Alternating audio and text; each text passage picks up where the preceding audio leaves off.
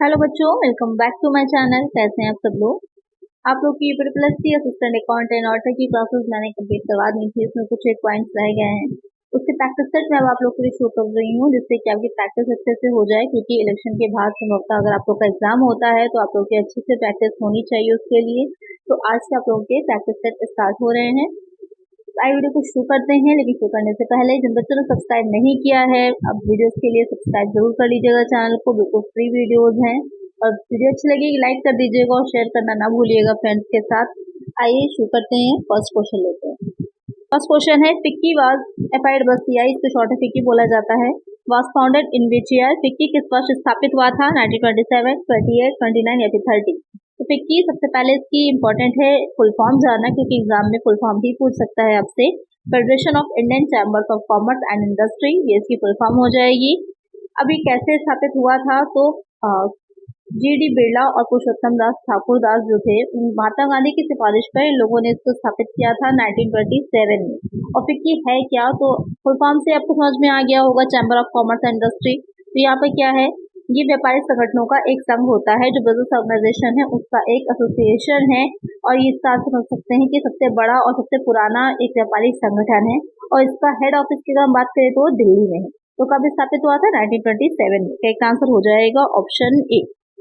Next question है, the bank which initiated factoring services in India is, किस bank ने factoring सेवाएं भारत में शुरू की थी? एसबीआई, पीएनबी, ओबीसी या फिर एचडीएफसी।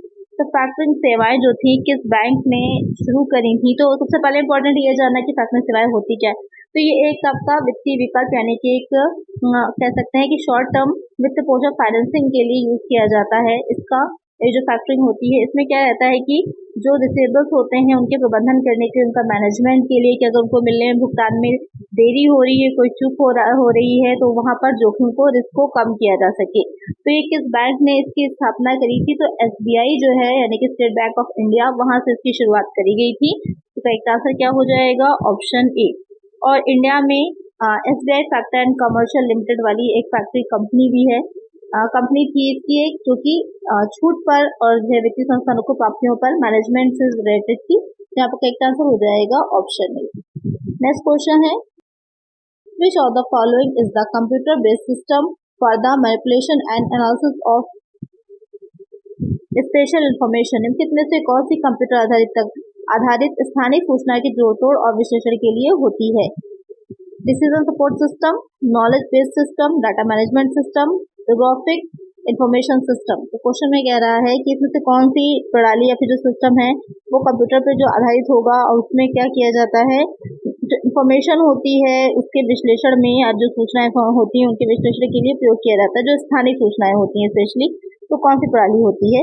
तो स्थानिक सूचनाओं की बात की जा रही है, तो कौन सी हो जाएगी? Geographic information system. बहुत सिंपल सा है, तो एक आंसर हो जाएगा ऑप्शन डी। नेक्स्ट क्वेश्चन है, ईएफटी स्टैंड्स फॉर। ईएफटी का क्या अर्थ होता है? तो इसकी फुल फॉर्म की बात पूछ रहा है यहाँ पर कि ईएफटी की फुल फॉर्म क्या होती है। काफी सिंपल सा है, हम सबको पता है इसकी फुल फॉर्म क्या हो जाएगी। इसकी फुल फॉर्म हो जाती है इलेक्ट्रॉनिक फंड ट्रांसफर। इसका आंसर क्या हो जाएगा? ऑप्शन सी हो जाएगा। इसमें क्या होता है, इसका यूज करके एक अकाउंट से दूसरे अकाउंट में बहुत ही इजीली फंड को ट्रांसफर किया जा सकता है, चाहे अकाउंट एक ही बैंक में हो, सेम बैंक में हो, या फिर अलग अलग बैंक में हो। नेक्स्ट क्वेश्चन है, what is the full form of NEFT. NEFT का पूरा नाम क्या है? National electric fund transport, national electric fund transmission, national electric fund transfer, national electric fund transfer. यहाँ पर क्वेश्चन पूछ रहा है कि इसमें नेफ्ट जो है उसकी फुल फॉर्म क्या हो जाएगी। तो इसकी फुल फॉर्म हो जाती है नेशनल इलेक्ट्रिक फंड ट्रांसफर। तो एक आंसर हो जाएगा ऑप्शन डी। ये बहुत इंपॉर्टेंट क्वेश्चन है, दोनों ईएफटी और नेफ्ट दोनों की फुल फॉर्म बहुत ही इंपॉर्टेंट है, कोई भी पूछ सकता है। नेक्स्ट क्वेश्चन है, dash is for companies other than companies claiming exemptions under section 11। Dash धारा 11 के तहत छूट का दावा करने वाली कंपनियों के अलावा अन्य कंपनियों के लिए है। ITR 5, ITR 7, ITR 6, ITR 4। यहाँ पर क्वेश्चन कह रहा है कि सेक्शन 11 के अंतर्गत जो एग्जम्पशन लेती हैं कंपनीज, उनके अलावा जो अन्य कंपनियां हैं वो कौन सा आईटीआर फाइल करती हैं। तो यहाँ पर जो कंपनीज जो सेक्शन 11 के अंतर्गत जो आपके धर्मांत ट्रस्ट होते हैं, जो रिलीजियस ट्रस्ट होते हैं, वो कंपनीज आती हैं, तो वो लेती हैं सेक्शन 11 के अंतर्गत छूट। उनको छोड़ करके जो कंपनीज होती हैं वो आईटीआर 6 फाइल करती हैं। तो एक आंसर हो जाएगा ऑप्शन सी। चलिए नेक्स्ट क्वेश्चन है, ETDS return is to be filled under dash of the Income Tax Act 1961। ETDS return आयकर अधिनियम 1961 की डैश धारा के तहत भरा जाना है। Section 205, section 203, section 204, section 206। यहाँ पर क्वेश्चन कह रहा है कि ETDS जो होता है वो आयकर अधिनियम जो है उसकी किस सेक्शन के अंतर्गत भरा जाता है, तो वो किस सेक्शन के अंतर्गत हो जाता है, जो आपकी सेक्शन 206 है उसके अंतर्गत भरा जाता है। तो इसका आंसर क्या हो जाएगा, ऑप्शन डी हो जाएगा। चलिए नेक्स्ट क्वेश्चन है, deduction under section 80E in respect prepayment of loan for higher education shall be allowed for the initial assessment year and dash assessment year immediately the initial assessment year of until interest is paid by the assessee in full whichever is earlier। उच्च शिक्षा के लिए ऋण की चुकौती के संबंध में, यानी कि जब चुकाया जा रहा होता है उससे रिलेटेड ये गूगल ट्रांसलेटर से जो ट्रांसलेट किया जाता है क्वेश्चन, तो वहाँ पर अर्थ का अनुवाद कर देते हैं। चुकाने के संबंध में धारा 80E के तहत कटौती प्रारंभिक निर्धारण वर्ष के लिए और प्रारंभिक निर्धारण वर्ष के तुरंत बाद या जब तक ब्याज का भुगतान निर्धारित द्वारा पूर्ण रूप से नहीं किया जाता है तब तक डैश आकलन वर्ष के लिए अनुमति दी जाएगी जो भी पहले हो। तो इतना लंबा चौड़ा क्वेश्चन है, सिंपल से आपसे एक क्वेश्चन ये पूछा है कि जो 80E के अंतर्गत हायर एजुकेशन के लिए जो लोन लिया गया उसका जो इंटरेस्ट दिया जाता है उसमें जो छूट मिलती है तो वो कितने वर्षों तक के लिए जो अनुमति होती है वो दी जाती है, ये क्वेश्चन आपसे शॉर्ट में पूछ रहा है। तो कितने वर्षों के लिए, वो तो 7 वर्ष के लिए होती है, 7 ईयर्स के लिए होती है। कभी कभी बहुत लंबा चौड़ा क्वेश्चन देख के घबरा मत जाया करिए, क्वेश्चन को समझा करिए। कभी कभी बहुत सिंपल सी चीज जो होती है वो पूछी होती है, बस क्वेश्चन लंबा चौड़ा दे देते हैं कंफ्यूज करने के लिए। तो एक आंसर हो जाएगा ऑप्शन डी। नेक्स्ट क्वेश्चन है, इनकम टैक्स इज आयकर है, direct tax, indirect tax, necessary tax, special tax. बहुत सिंपल सा क्वेश्चन है। गवर्नमेंट को जो इनकम होती है 2 टैक्सेस के द्वारा होती है, एक आपके डायरेक्ट हो जाते हैं, दूसरे इनडायरेक्ट हो जाते हैं। इनकम टैक्स जो है वो डायरेक्ट टैक्स में आता है, इनकम टैक्स है, कारपोरेट टैक्स है, ये सब आपके आ जाते हैं डायरेक्ट टैक्सेस में। इनडायरेक्ट टैक्स में जो आते हैं तो आपका GST हो जाता है, कस्टम ड्यूटी आता है, वैट आता है, ये सारे टैक्स जो आ जाते हैं, सेल्स टैक्स है, ये सब हो जाते हैं आपके इनडायरेक्ट टैक्स। यहाँ पर इनकम टैक्स क्या है, डायरेक्ट टैक्स है। एक आंसर हो जाएगा ऑप्शन ए। इसका एक बोर्ड भी है CBDT, central board of direct taxes, आपने को पहले मैंने पढ़ाया भी हुआ ये चीज। तो एक आंसर है यहाँ पर ऑप्शन ए। नेक्स्ट क्वेश्चन है, what is the maximum amount of rebate an individual non resident in India can avail during the assessment year 2018-19। निर्धारण वर्ष 2018-19 के दौरान भारत में एक अनिवासी व्यक्ति द्वारा प्राप्त छूट की अधिकतम राशि कितनी है? नील, 3,500, 2,500, 12,500। यहाँ पर पूछ रहा है कि जो अनिवासी व्यक्तियों द्वारा प्राप्त छूट की अधिकतम राशि कितनी होती है, तो वो कितनी हो जाएगी, 0 होती है। एक अनिवासी को, अब यहाँ पर देखिए क्वेश्चन थोड़ा सा ट्रिक कर दिया गया है, 2018-19 पूछ लिया गया है। अगर आपसे अभी का भी सन दे रखा होता, करेंट पूछा जाता 2023-24 या 24-25, तब भी आपकी क्या होती है, नील ही होती। क्यों? क्योंकि जो अनिवासी होता है, जो आपका नॉन रेजिडेंट होता है, उसको कोई भी रिबेट नहीं दी जाती है। तो क्वेश्चन को खाली कंफ्यूज करने के लिए यहाँ पे ये सन दे रखा है। तो एक आंसर यहाँ पर क्या हो जाएगा, ऑप्शन ए हो जाएगा। अब किस सेक्शन के अंतर्गत मिलती हैं, तो 87A के अंतर्गत मिलती हैं। ये क्वेश्चन मैं पहले में करा चुकी हूँ। 87A के अंतर्गत डिडक्शन जो होती है वो दी जाती है। चलिए नेक्स्ट क्वेश्चन है, और निवासी को मिलती है, रेजिडेंट को मिलती है, विधान में चाहिए। चलिए नेक्स्ट क्वेश्चन है, for the purpose of calculating tax exemption for house rent allowance under income tax act 1961 salary includes. आयकर अधिनियम 1961 के तहत मकान किराया भत्ता के लिए कर छूट की गणना के उद्देश्य से वेतन में शामिल है। यहाँ पर आपसे ये पूछ रहा है क्वेश्चन में कि जो HRA कैलकुलेट किया जाता है, हाउस रेंट अलाउंस कैलकुलेट किया जाता है, तो वहां पर जो सैलरी ली जाती है उसमें क्या जोड़ा जाता है, कौन कौन सी चीजें शामिल की जाती हैं। Basic and dearness allowance plus commission at a specified percentage of turnover achieved by the employee. मूल वेतन और महंगाई भत्ता, कमीशन कर्मचारी द्वारा प्राप्त टर्नओवर के निर्दिष्ट प्रतिशत पर। बेसिक सैलरी ओनली, केवल मूल वेतन। Basic and dearness allowance in terms of employment allow. मूल वेतन और महंगाई भत्ता यदि रोजगार की शर्तें अनुमति देती हैं। Basic and dearness allowance plus employees contribution to provident fund of the employee. मूल वेतन और महंगाई भत्ता प्लस कर्मचारी की भविष्य निधि में नियोक्ता का योगदान। तो यहाँ पर क्वेश्चन में आपसे पूछ रहा है कि जब HRA हाउस रेंट अलाउंस की कैलकुलेशन की जाती है तो वहाँ पर क्या क्या चीजें ऐड की जाती हैं। तो इसका ध्यान रखिएगा कि 3 पॉइंट्स बनाए जाते हैं। एक पहला पॉइंट बनता है जो एक्चुअल HRA रिसीव हुआ है। सेकेंड पॉइंट बन जाता है जो 10% ऑफ सैलरी होता है। वहीं से ये क्वेश्चन आपका पूछा गया है 10% ऑफ सैलरी। तो वहाँ पर जो सैलरी 10% लिया जा रहा है उस सैलरी में क्या क्या जोड़ा जाता है। जैसे आप लोग हैं, अगर आप लोग का सिलेक्शन आगे होता है तो आपको जो सैलरी मिलेगी उसमें कुछ बेसिक पेमेंट होता है, कुछ DNS अलाउंस, आपका जो महंगाई भत्ता होता है वो जुड़ा होता है, साथ में और भी बहुत से अलाउंसेस जो होते हैं और सुविधाएं हैं, बहुत सी चीजें हैं जो ऐड होती है, उसके बाद टोटल सैलरी बनती है। तो वही चीज यहाँ पर है कि जब हम निकाल रहे होते हैं HRA हाउस रेंट अलाउंस, तो यहाँ पर बेसिक सैलरी प्लस उसके साथ में महंगाई भत्ता और साथ में जो कमीशन में दिया जाता है बिक्री के निश्चित प्रतिशत पर टर्नओवर के एक सर्टेन परसेंटेज पर जो दिया जाता है, उन तीनों चीजों को जोड़कर उसका 10% निकाली जाती है। और थर्ड पॉइंट हो जाता है 40% और 50% ऑफ सैलरी, वो डिपेंड करता है किस सिटी में रह रहे हैं उसके अकॉर्डिंग होता है। तो यहाँ पर क्या सही हो जाएगा? सही हो जाएगा ऑप्शन ए। जो 11 में ऑप्शन ए दे रखा है वो करेक्ट होगा कि सैलरी में इन तीन चीजों को ऐड किया जाता है उसके बाद निकाली जाती है। तो यहाँ पर करेक्ट आंसर हो जाएगा ऑप्शन ए। चलिए नेक्स्ट क्वेश्चन है, As per the provisions of the Income Tax Act 1961, the exemption admissible to a person under Section 80CCC cannot exceed dash। आयकर अधिनियम 1961 के प्रावधानों के अनुसार धारा 80CCC के अंतर्गत किसी व्यक्ति हेतु अनुमन्य छूट डैश से अधिक नहीं हो सकती। 50,000, 0, 1 लाख, 50,000, 1 लाख। यहाँ पर क्वेश्चन क्या कह रहा है कि जो डिडक्शंस आपको मैंने पढ़ाई थी कि जो 80C से 80U तक की डिडक्शंस दी जाती हैं, जब हम ग्रॉस टोटल सैलरी निकालते हैं उसमें से ग्रॉस टोटल इनकम निकालते हैं, उसमें से हम 80C से 80U तक की डिडक्शंस को लेस करते हैं, तब हमारी निकल के आती है टोटल इनकम। तो यहाँ पर जो 80CCC होती है, 80C से 80CCC, इन तीनों में 80C, 80CCC, 80CCC इन तीनों में जोड़ने के बाद 1,50,000 से ज्यादा की छूट नहीं दी जाती। तो चाहे 80C पूछे, 80CCC या 80CCC पूछे, आपको 1,50,000 ही याद रखना है, 1,50,000। यहाँ पर एक आंसर क्या हो जाएगा? ऑप्शन सी हो जाएगा। चलिए नेक्स्ट क्वेश्चन है, mister A N employee has been provided by his employer a motor car of 1.3 liter capacity which is owned by the employer. The car has been used for personal as well as office purpose. Running expenses are paid by the employer. What will be the value of taxable perquisites for the previous year 2019-20 assuming that shop facility is not being provided? Mr. A जो कि एक कर्मचारी हैं, उनकी नियोक्ता द्वारा 1.3 litre क्षमता की मोटर कार उन्हें दी गई थी जिसे वो अपने व्यक्तिगत और कार्यालयी कार्यों हेतु प्रयोग करते हैं। कार चलाने का खर्च नियोक्ता द्वारा वहन किया गया है। धारा 2023-24 के लिए कर योग्य लाभ क्या होगा, जबकि ड्राइवर की सुविधा प्राप्त नहीं है।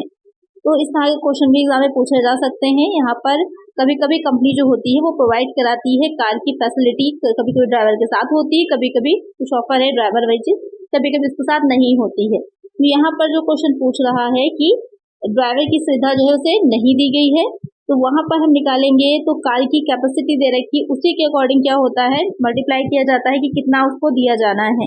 तो यहाँ पर अगर हम बात कर रहे हैं 1.3 लीटर का मोटर कार की, तो उसको जो दिया जाएगा वो 1,800 रुपये पर मंथ के अकॉर्डिंग दिया जाएगा, 1,800 पर मंथ। अगर यहाँ पर इसकी क्षमता ज्यादा होती तो इतना हो जाता 2,400। अब क्वेश्चन आता है कितनी ज्यादा होती, क्योंकि क्वेश्चन उस तरह भी पूछ सकता है। तो कार अगर 1.6 लीटर से ज्यादा कैपेसिटी की होती है तो वहां पर 2,400 2400 पर मंथ दिया जाएगा, क्योंकि 1.3 लीटर की है तो कितना दिया जाएगा 1,800 पर मंथ दिया जाएगा। तो यहाँ पर करेक्ट आंसर हो जाएगा ऑप्शन डी। और इसमें एक चीज का और ध्यान रखिएगा कि जो कार होती है वो विशिष्ट कर्मचारियों को, जो स्पेशल होते हैं, विशिष्ट होते हैं, उनको ही दी जाती है। अब विशिष्ट कर्मचारी कौन होते हैं? जिनकी जो मंथली सैलरी बनती है वो 50,000 के अबव बनती है, वो आपके विशिष्ट कर्मचारी हो जाते हैं, उनको ही कार की सुविधा दी जाती है। यहाँ पर बेसिक सैलरी की बात की जा रही है, तो करेक्ट आंसर हो जाएगा ऑप्शन डी। नेक्स्ट क्वेश्चन है, which section governs the deduction in respect of medical insurance premium under Income Tax Act 1961? आयकर अधिनियम 1961 के तहत चिकित्सा बीमा प्रीमियम के संबंध में कटौती को कौन सी धारा नियंत्रित करती है? 80DD, 80DD, 80E और 80D। तो क्वेश्चन यहाँ पर कह रहा है कि आयकर अधिनियम की जो 1961 के तहत चिकित्सा बीमा प्रीमियम है, जब भी मेडिकल इंश्योरेंस की बात की जा रही होगी तो वहां पर जो प्रीमियम दिया जाता है उसमें कौन सी धारा आती है, कौन सी धारा से रिलेटेड होता है, तो वो हो जाएगा 80D से रिलेटेड। करेक्ट आंसर हो जाएगा ऑप्शन डी। नेक्स्ट क्वेश्चन है, if salary is divided into different allowances, वेतन को यदि विभिन्न भत्तों में विभाजित किया जाता है तो tax liability of the employees will be reduced, कर्मचारियों की कर देयता घट जाती है। Tax liability of employees will be increased, कर्मचारियों की कर देयता बढ़ जाएगी। Taxable income of the employees will increase, कर्मचारी की योग्य आय बढ़ जाएगी। या फिर tax liability of the employees will be remain unchanged, कर्मचारियों की कर देयता में कोई परिवर्तन नहीं होगा।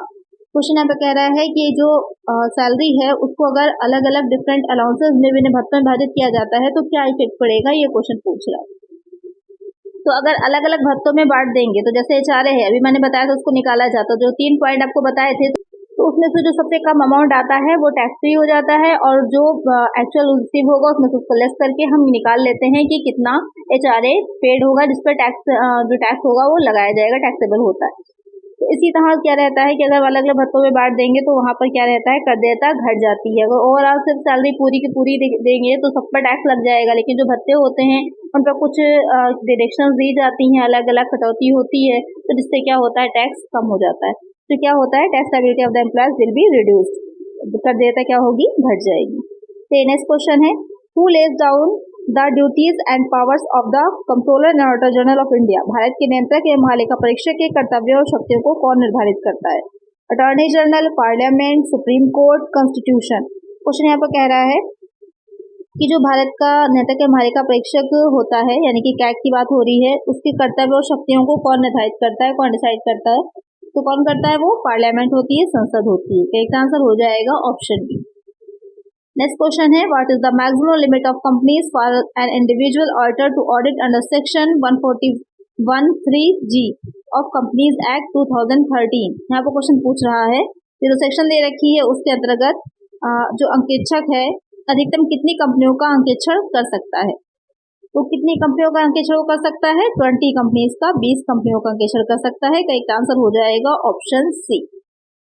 चलिए नेक्स्ट क्वेश्चन लेते हैं। इंटरनल ऑडिट मीन्स, आंतरिक अंकेक्षण का अर्थ है। यहाँ पर पूछ रहा है कि इंटरनल ऑडिट क्या होता है। Audit undertaken to ascertain truth and fairness of state of affairs, सही एवं उचित स्थिति का पता लगाने के लिए किया गया अंकेक्षण। Audit undertaken internally to evaluate management function, प्रबंधन के कार्यों के मूल्यांकन के लिए आर्थिक ढंग से अंकेक्षण। Audit undertaken by employees of the organisation to check financial irregularities, संगठन के कर्मचारियों द्वारा वित्तीय अनियमितताओं की जांच के लिए अंकेक्षण। Audit by independent auditor to improve internal affairs, आंतरिक मामलों में सुधार के लिए स्वतंत्र अंकेक्षक द्वारा अंकेक्षण। यहाँ पर क्वेश्चन कह रहा है कि इंटरनल ऑडिट का क्या मतलब है। इसको कई बार मैं आप लोग को बता चुकी हूँ, तो इसका आंसर आप लोग मुझे कमेंट करिए कि कौन सा अंकेक्षण जो होता है वो इंटरनल ऑडिट कहलाता है।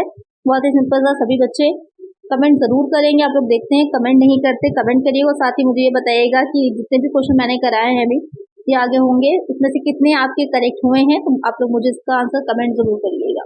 चलिए नेक्स्ट क्वेश्चन है, cooperative auditor has to conduct an examination of the overdue debts, if any, and evaluation of the assets and liabilities of the society while conducting internal auditor as per। सहकारी लेखा परीक्षकों को अतिदेय ऋण यदि कोई हो की जांच करनी होती हो और आर्थिक लेखा परीक्षा आयोजित करते समय सोसाइटी की संपत्ति और देनदारियों को मूल्यांकन करना हो तो उसे डैश शामिल है। Section 37 subsection 2 of the cooperative societies act 1912। यहाँ पर सहकारी समिति अधिनियम जो 1912 है की धारा 37 की उपधारा 2 के अनुसार यहाँ पर पूछ रहा है कि जो करना है इनको कि सहकारी उनका परीक्षकों को जो अतिरिक्त अतिदेय ऋण है अगर कोई होता है तो उसकी अगर जांच करनी हो तो वहां पर जो आर्थिक लेखा परीक्षक होगा और उस सोसाइटी से रिलेटेड वो संपत्ति और देनदारियों का जो मूल्यांकन करता है वो किस सेक्शन के अंतर्गत करता है, ये क्वेश्चन आपसे पूछ रहा है। वो किस सेक्शन के अंतर्गत होता है, वो हो जाता है section 17 subsection 2 of the cooperative society act 1912। अच्छा, एक और ध्यान रखिएगा, अगर पूछता है सहकारी समिति से रिलेटेड कौन सा अधिनियम होता है तो कौन सा हो जाएगा, कोऑपरेटिव सोसाइटीज एक्ट 1912, ये भी ध्यान में रखिएगा। चलिए नेक्स्ट क्वेश्चन है, what is the primary objective of analytical procedures used in the overall review stage of an audit.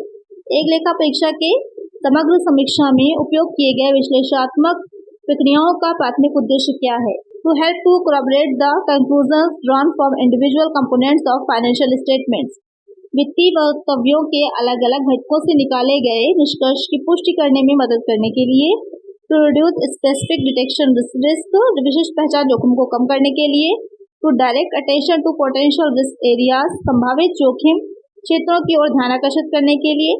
To satisfy doubt when questions arise about a client ability to continue, जब client की जारी रहने की क्षमता के बारे में प्रश्न उठता है तब संदेहों का निवारण करना। तो क्वेश्चन यहाँ पर कह रहा है कि जो लेखा परीक्षा किया जाता है, ऑडिट का काम किया जाता है, जो पूरा प्रोसीजर होता है, तो जो उसमें रिव्यू स्टेज होती है, उसमें क्या उसका प्राइमरी पर्पस होता है, क्या मेन उद्देश्य होता है, ये क्वेश्चन आपसे पूछ रहा है।